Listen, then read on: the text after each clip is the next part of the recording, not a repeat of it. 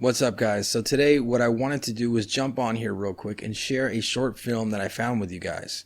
It's a film from 1995. Originally I had found snippets of it online, but it seems like I've come across the full version in a pretty good quality. The title of the film is Abductees. It's by Paul Vester. The filmmaker took a really creative approach on this project. He incorporates animation, black and white footage, and really, to me, it's a piece of work that should not be forgotten. I think this was aired on television back in the day. Correct me if I'm wrong down in the comments. It's something that I think we all need to watch at least once and appreciate the craftsmanship and the work that went into making this film. I know that Bud Hopkins worked on this film. You'll see his name there at the end in the credits. And keep an eye out in the credits and let me know if there's anybody that I missed that worked on this project.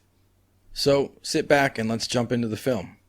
You said they were red. Yes, the being at the window was pure red, and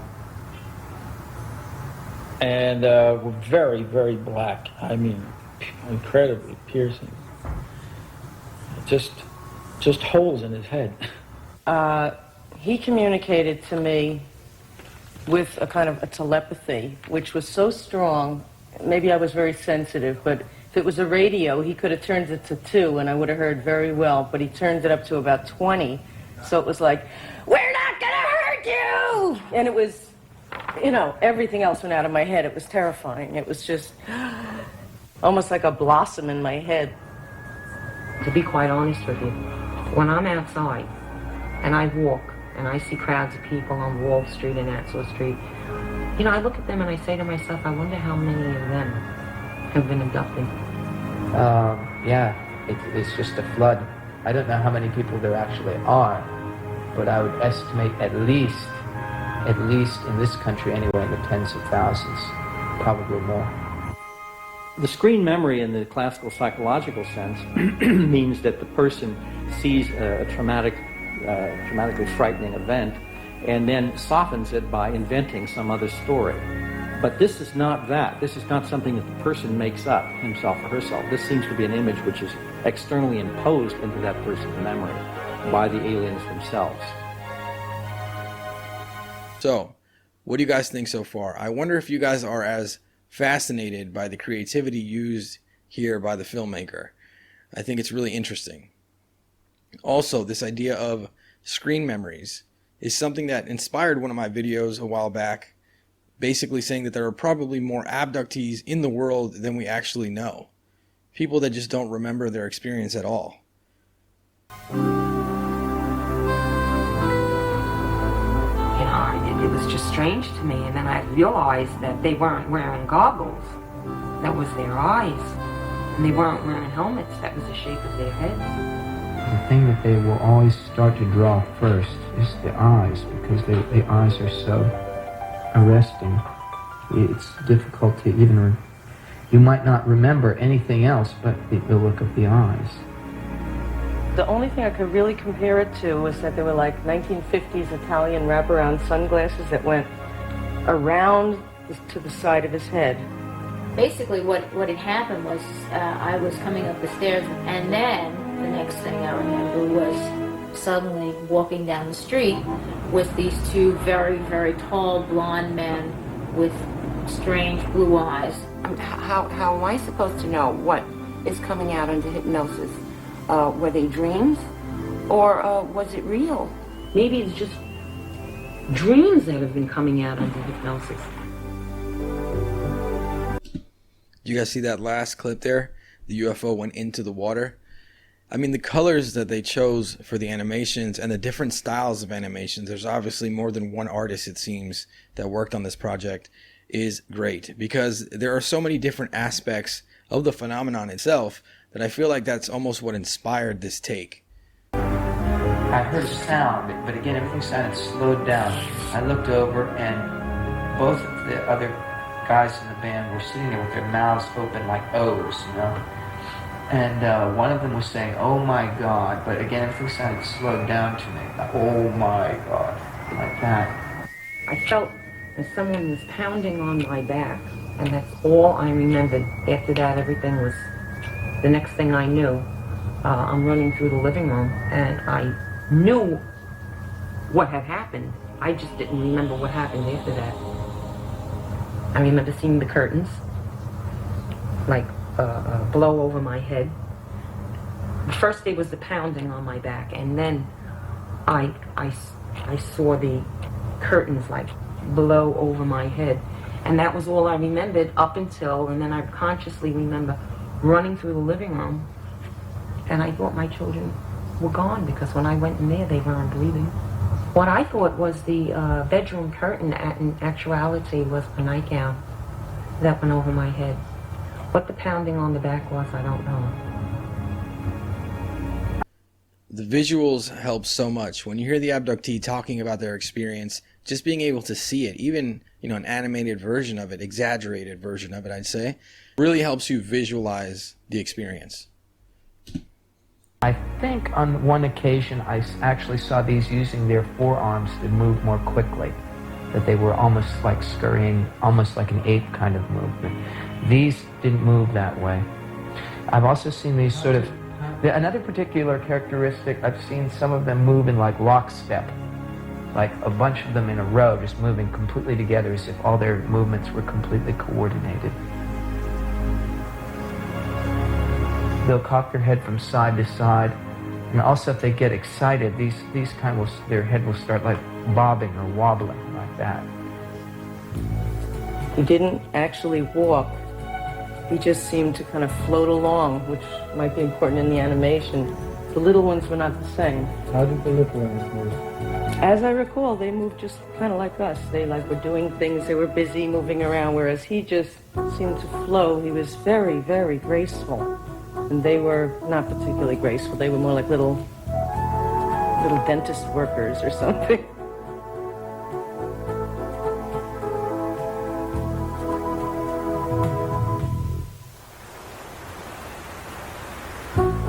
The one thing that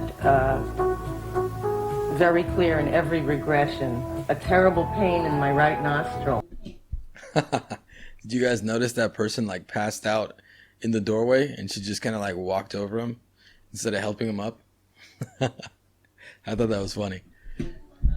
And I believe what they did was they put an implant in, which eventually came out because I had a hole in my right nostril that bled for about 6 months when I was 12, which was my only physical evidence.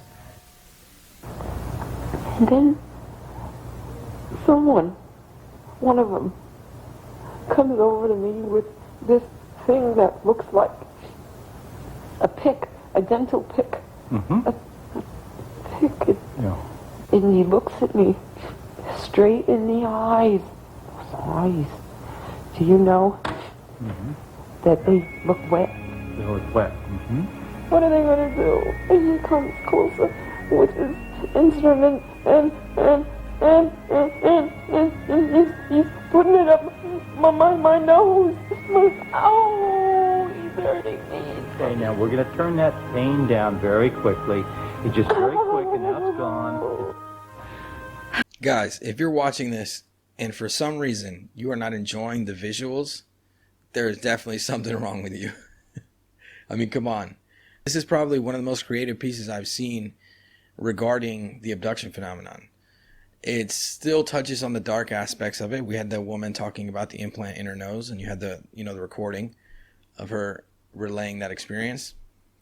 But then you have the visuals, the colors, the music. It kind of just helps guide you through this strange thing called alien abduction. I guess I can describe it like this, that if you were to look in the water, you'd see part of the ship sort of like coming out from underneath the water, and then part of it was in the ground. So sort of like half showing.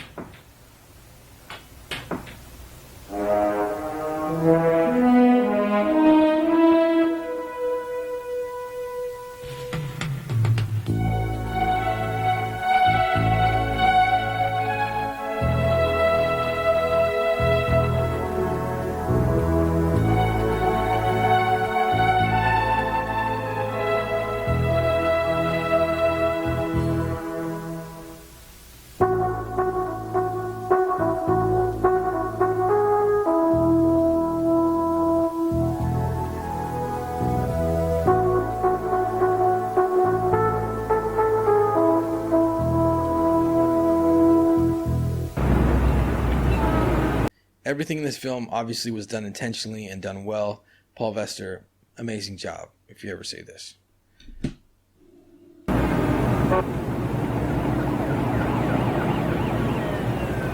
It came to about here.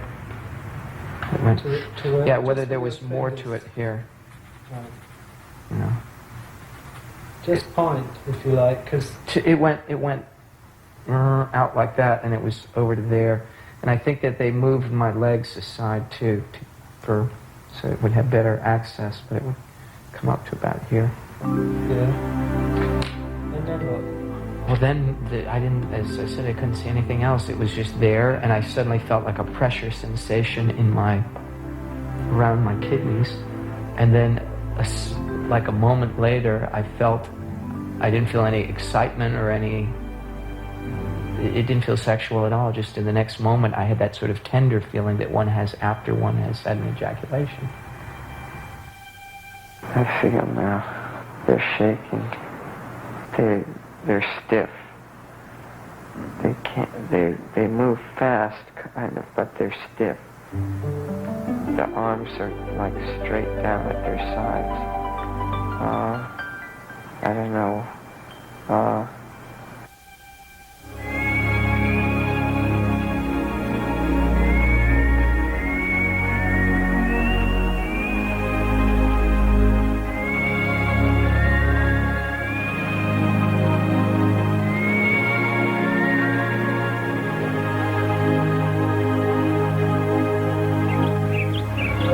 I don't know whether it's like one's being tested or observed or what, but it's like being put into scenarios, like being put into a film.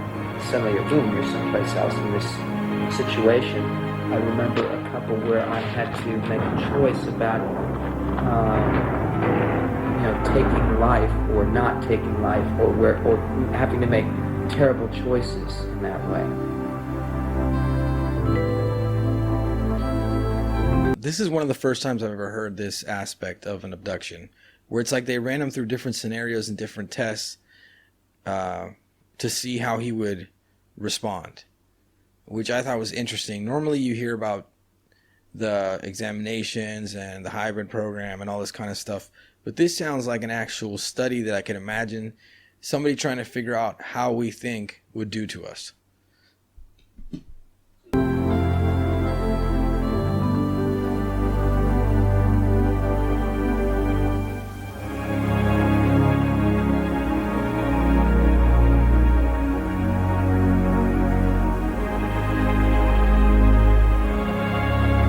Couple of feet over the bed.